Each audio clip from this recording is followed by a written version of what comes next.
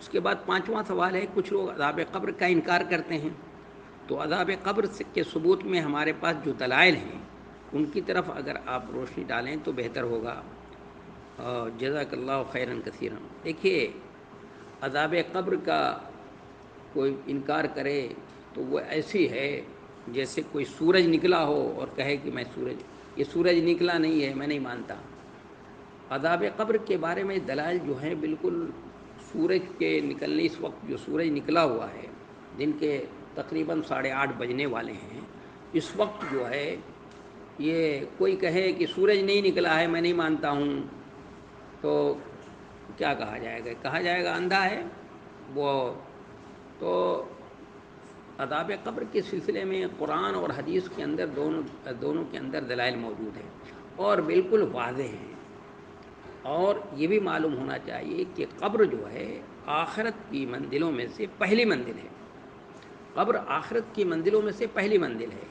کسی شخص کو زمین کے اندر گاڑ دیا جائے، دفن کیا جائے، کسی کو جلا دیا جائے، کسی کو جلا کر راکھ بنا کر اڑا دیا جائے، کسی کو سمندر میں پھینک دیا جائے، مچھلیاں نگل جائیں، کچھ بھی ہو، اللہ کے لیے کوئی بعید نہیں ہے اس کو جمع کر لینا اور اس کو جمع کر کے اس کو عذاب دینا اللہ کے لیے۔ دیکھیے، اللہ نے سمندر میں فرعون کو غرق کر دیا اور اس کی لاش کو سمندر نے پھینک دیا، اور عبرت کے لیے، قیامت تک کے لیے اس کو عبرت کا سامان بنایا اللہ نے۔ اس کے بارے میں قرآن کہتا ہے، ان آل فرعون کے بارے میں، النار یعرضون علیہا غدوا وعشیا، قرآن کہتا ہے کہ صبح و شام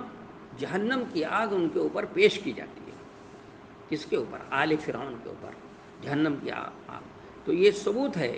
قرآن کی یہ آیت ثبوت ہے اس بات کے بارے میں کہ جہنم، قبر کا عذاب ہوتا ہے، قبر میں عذاب ہوتا ہے اور عذاب دیا جاتا ہے۔ یہ قرآن مجید کی یہ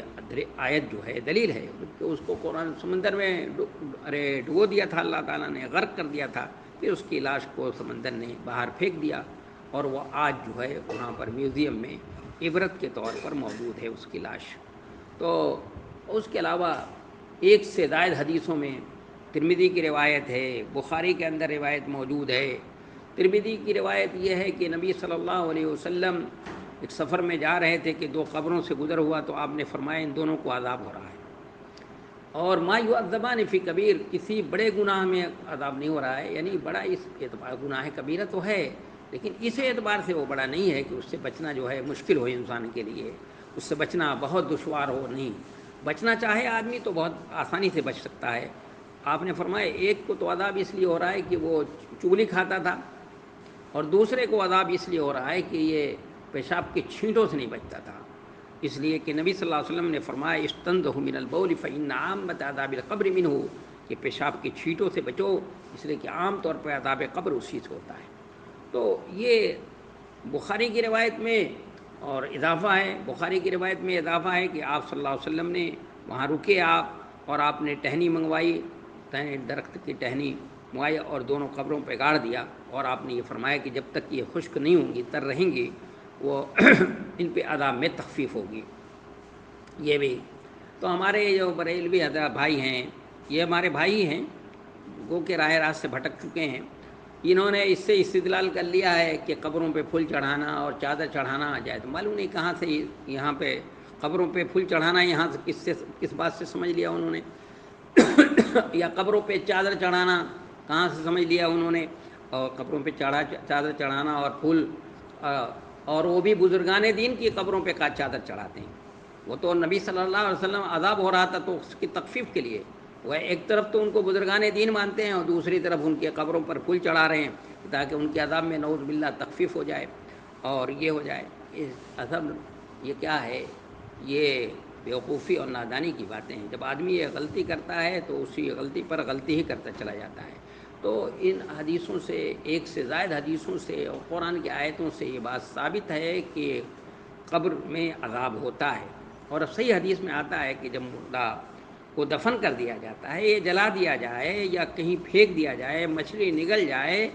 تو اس کے بعد فرشتہ آتا ہے، اس کو، اس کی روح اس کے جسم میں لوٹائی جاتی ہے، اس کو بیٹھاتا ہے، اس کو اٹھا کر دو فرشتے آ کر بیٹھاتے ہیں، یقعدانہ،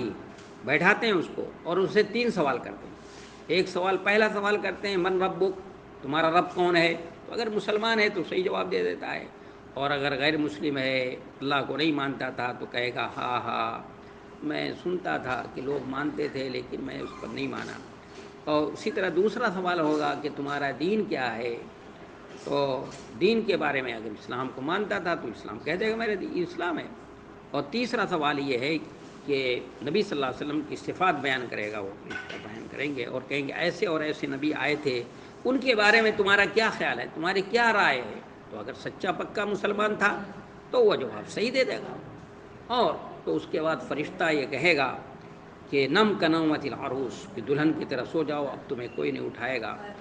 اور اس کی قبر کو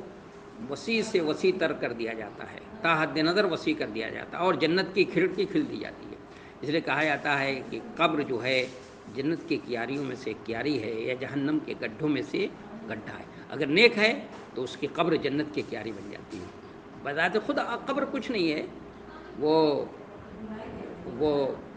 اس کا عمل ہی، انسان کا عمل اس کو جنت کی کیاری بھی بنا دیتا ہے اور جہنم کا گڈھا بھی بن جاتا ہے۔ اگر برا انسان ہے اور بدعقیدہ ہے تو ظاہر اس کی قبر اس کے لیے تنگ کر دے دی جاتی ہے، اور وہ زمین دباتی ہے اس کو، اور پھر جہنم کے اژدہے اور سانپ اور آگ جو ہے اس کے اوپر کیا کہ پیش کی جاتی ہے، اور اس میں عذاب ہوتا ہے۔ اس لیے حضرت عثمان بن نورین رضی اللہ تعالیٰ عنہ جب بھی قبروں کے پاس سے گزرتے تھے تو دھاڑے مار مار کر روتے تھے، اور اس طرح روتے تھے کہ داڑھی کے پاس در ہو جاتا تھا۔ تو کسی نے پوچھا کہ امیر المومنین، آپ کے سامنے موت کا تذکرہ ہوتا ہے، قیامت کا تذکرہ ہوتا ہے، تو آپ نہیں روتے ہیں، اور اس طرح آپ نہیں دھاڑے مار مار کر روتے، لیکن جب قبر کے پاس سے گزر ہوتا ہے تو آپ دھاڑے مار مار کر روتے ہیں۔ تو انہوں نے فرمایا کہ ارے بھائی تم کو پتہ نہیں ہے، یہ قبر جو ہے قیامت کی منزلوں میں سے پہلی منزل ہے، یہ پہلا زینہ ہے۔ اگر یہ پہلی منزل میں کامیابی مل گئی اور یہاں آدمی اس سے صحیح سالم گزر گیا تو اس کے بعد کا مرحلہ جو ہے آسان ہو جاتا ہے۔ تو اس لیے قرآن کی آیات سے اور جناب نبی کریم صلی اللہ علیہ وسلم کی ایک سے زائد حدیثوں سے جو ہے یہ بات ثابت ہے کہ قبر میں عذاب ہوتا ہے، اور علماء سلف کا اور ہمارے سلف کا عقیدہ رہا ہے، اور علماء عقیدہ نے اس پر بہت تفصیل سے لکھا ہے کہ قبر میں عذاب ہوتا ہے، اور جو شخص قبر کا عذاب کا انکار کرے گا تو انکار کرنے والا قرآن مجید کی آیتوں کا انکار کرنے والا ہے، جناب نبی کریم صلی اللہ علیہ وسلم کی صحیح کئی حدیثوں کا انکار کرنے والا ہے۔ تو آپ سمجھ لیجیے جو قرآن مجید کی کسی آیت کا انکار کر رہا ہو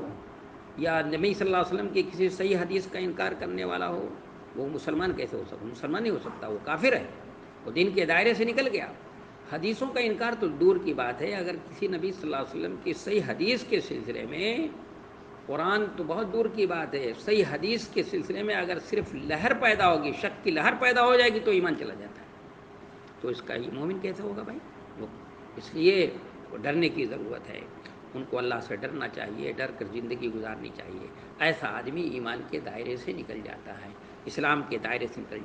نکل جاتا ہے۔ اللہ سے ڈرنا چاہیے اور ڈر کر زندگی گزارنی چاہیے۔ میں سمجھتا ہوں کہ اب ان دلائل کے بعد بھی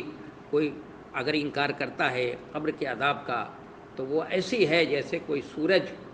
چمک رہا ہو اور کہے کہ میں نے سورج کو نہیں مانتا، سورج نہیں نکلا ہوا ہے بلکہ اندھیرا ہے، تو اس کو کیا کہا جائے گا بھائی؟ اس کی عقل پہ ماتم کرنا چاہیے ہم کو،